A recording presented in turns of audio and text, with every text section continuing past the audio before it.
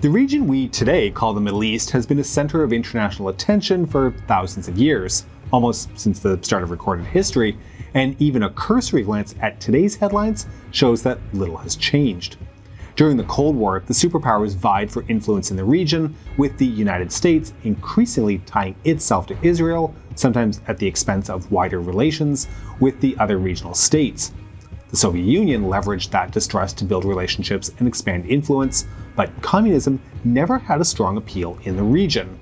One of the bulwarks against both free and open markets, as well as communism, was a unique regional ideology, which is the subject of today's video. I'm your host David, and today we are going to look at Baathism. This is the Cold War.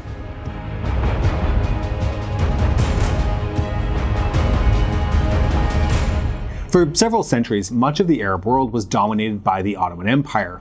However, over the course of its slow decline, but especially with their defeat in the First World War and its subsequent collapse, the Ottoman Middle East was replaced by newly established Arab states. Promises by Western powers during the war years were then broken as the British and the French carved out the region for themselves by means of the Sykes-Picot Agreement. The resulting borders disregarded local realities, splitting up ethnic groups, tribes, and other groups on the basis of what was in the interest of Paris and London, and not necessarily local populations. As a result, anti-colonial and anti-imperial sentiments grew significantly. A desire for a rebirth or a renaissance, Baath in Arabic, became widespread. Baathism was one of a plethora of left-leaning pan-Arab nationalist movements and ideologies that ascended into power following the end of the Second World War, which left European imperial powers considerably weakened. Ideologically similar, albeit separate phenomena emerged in Nasser's Egypt and Gaddafi's Libya. All of them, including Baathism, advocated the unification of Arab states into a single Arab nation. Baathism differed, however, in that it was a party-based ideology, though it would become increasingly personalized in both Iraq and Syria.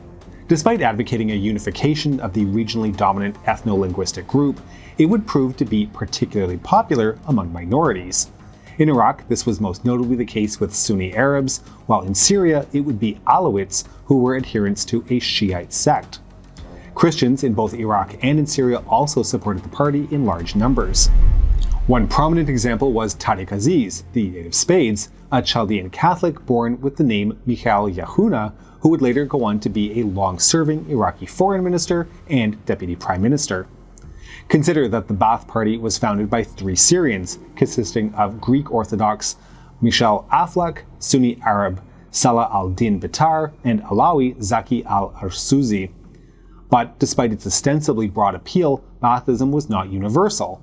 Though there were some Kurds among its ranks, the party struggled to attract a substantial number of Kurdish supporters who were more predisposed towards Kurdish nationalist groups and were subsequently repressed in a bid to strengthen the Arab identities of the Baathist states.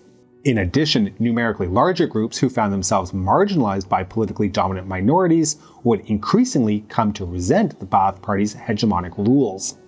Consequently, in Syria, it was often Sunni Arabs who led anti-Baathist movements, while in Iraq, where the Sunni Arabs dominated the party, it was Shia Arabs that found themselves at odds with the party. So why did these minority populations turn to the Baath Party? In part, it was seen as a way to protect themselves from sectarian ideologies that had begun to grow in prominence. In particular, despite occasional references to Islam, like Saddam Hussein putting the words Allahu Akbar on the Iraqi flag in 1991, Baathism was a secular movement that tended to view Islam as part of Arab heritage, but was not seeking to establish a religious political system. Consequently, Baathist governments would go on to be targets for Islamist and jihadi movements. Okay, so a bit about the formation of the party. In 1942, Aflaq, along with his associates, began advocating for a pan-Arab homeland, but it wasn't until April 1947 that the Arab Baath Party was actually established, having gone from a movement to a political organization. In the early 1950s, it merged with the Arab Socialist Party and resulted in the Arab Socialist Baath Party. In doing so, non-Marxian socialism became an increasingly important aspect of the pan-Arab movement in the post-war era. The party's motto summarized succinctly their goals: unity, freedom, and socialism. This meant Arab unity, freedom from colonialism, and social justice. For the Baathists, socialism was seen as inseparable from nationalism, with the two reinforcing one another. According to Aflaq, the two were fused into one entity. Unlike communists, they did not advocate for a general nationalization of all assets. Furthermore, in contrast to communists, individuals were to be permitted to own property as long as it did not result in exploitation, like rent-seeking, for example. Meanwhile, Baathists did call for greater redistribution of wealth, including land reform, as well as state ownership of utilities, foreign-owned concessions, and significant natural resources, largely meaning oil. This redistribution was also envisaged between different parts of the Arab world. They believed in large public works, and in its ideological form, Baathism also aspired to a form of Arab autarky. Founded in Syria, the party quickly established branches in neighboring Lebanon, Jordan, and Iraq. Meanwhile, a group of officers led by Gamal Abdel Nasser successfully overthrew the Egyptian monarchy and embraced pan-Arab nationalism, which contributed to the growth of Arab nationalism across the Middle East by virtue of Nasser's personal popularity and a radio station. Though initially skeptical, the Syrian Baathists embraced the Nasserite vision and began pushing for an Egyptian-Syrian union. Nasser accepted the formation of such a union, which would ultimately be named the United Arab Republic, or UAR, but with one condition: all Syrian political parties would need to be dissolved and replaced by a single mass party. Optimistic about their future political fortunes, the Baathist leaders accepted without properly consulting others, resulting in the de facto dismantling of an effective party apparatus. However, the union would prove to be short-lived, existing only from February 1958 to September 1961. Rivalry between Egyptian and Syrian officers and concerns about the former's hegemony within the union led to a Syrian secession, by which point the Baathists had become significantly weakened despite their initial significance. Though artificial, the colonial era borders would prove to be resilient. A few months after the UAR's founding, Iraq had its own military coup, which ended Hashemite dynastic rule. While many of the coup participants were keen on joining their Arab brothers in the Union, Abdul Karim Qasim, the new leader of Iraq, managed to marginalize the Baathists and other pan-Arab nationalists in a bid to strengthen his own grip on power. Despite these failures, the pan-Arab ideology espoused by the party would prove to have a long reach. The nascent education systems in these Arab countries often had teachers that advocated Arab unity.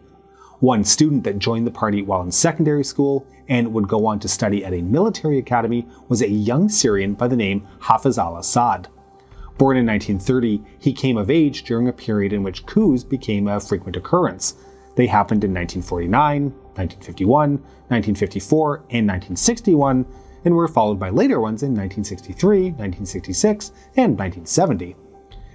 In the two countries where Baathism took hold, Iraq and Syria, the military would prove to be the key to the rise of the party.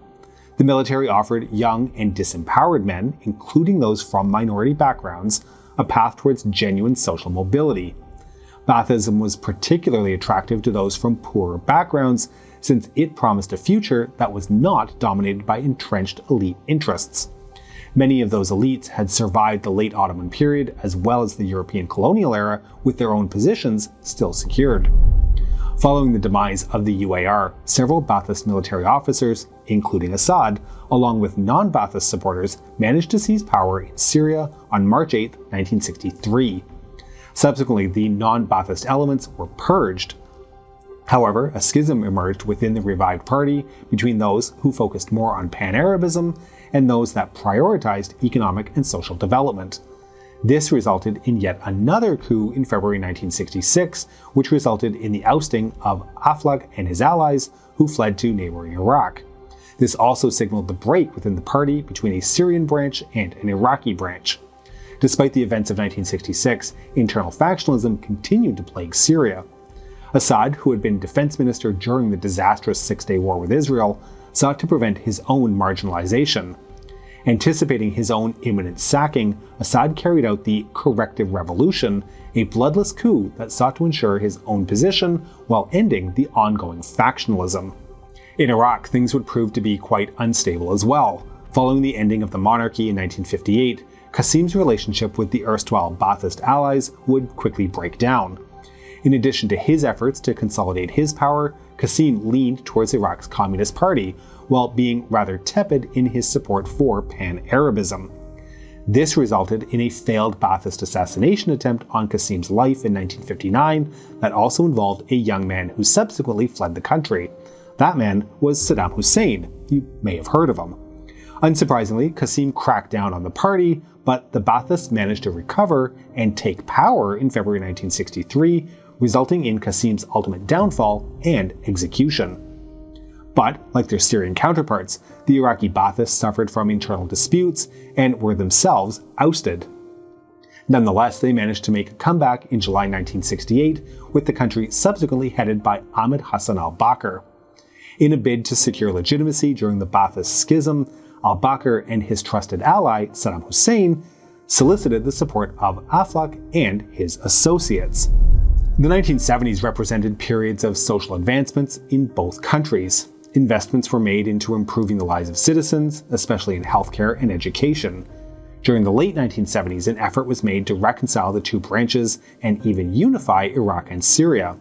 With al-Bakr and al-Assad at the forefront, such a unification would have marginalized Saddam Hussein. In a bid to avert this, Saddam managed to effectively force al-Bakr out of power and thereby ascend to the top. Subsequently, a plot was alleged to have been discovered, but was essentially another purge that ensured Saddam's position at the top of the power pyramid. With the last likely bid at pan-Arab unity foiled, the two countries went their separate paths. Both Ba'athist parties managed their hegemonic positions, but both countries had effectively been turned into personalist dictatorships. By the middle of the 1980s, there were 100,000 full members and 400,000 candidates in Syria, while Iraq had 25,000 full members and 1.5 million candidates. The parties continued to play important bureaucratic roles, with membership often being sought out in a bid to improve one's career prospects, as opposed to largely ideological motives as in early decades. While both Hafez al-Assad's Syria and Saddam Hussein's Iraq continued to espouse pan-Arab rhetoric, they increasingly turned towards more national history, such as Palmyran Queen Zenobia or the Babylonian Nebuchadnezzar II. The Ba'ath Party in Iraq was made illegal following the 2003 American invasion of the country, although it continues to operate as an underground movement to this day. The recent collapse of the Assad dynasty in Syria, still officially Ba'athist, has brought an end to 50 years of state control. While these specific parties have fallen and no longer have official sanction or power, it remains to be seen if the ideas that underlie Baathism as an ideology, unity, freedom, and social justice, will be able to reassert themselves in populations where these things have been lacking. We hope you found this episode interesting and useful, and to make sure you don't miss our future work, please make sure you subscribe to our channel and have pressed the bell button before yet another coup replaces it with yet another bell button. Please consider supporting us on Patreon at patreon.com/thecoldwar or through YouTube membership. We can be reached via email at thecoldwarchannel@gmail.com. This is The Cold War Channel, and as we think about the Cold War, please remember that history is shades of gray and rarely black and white.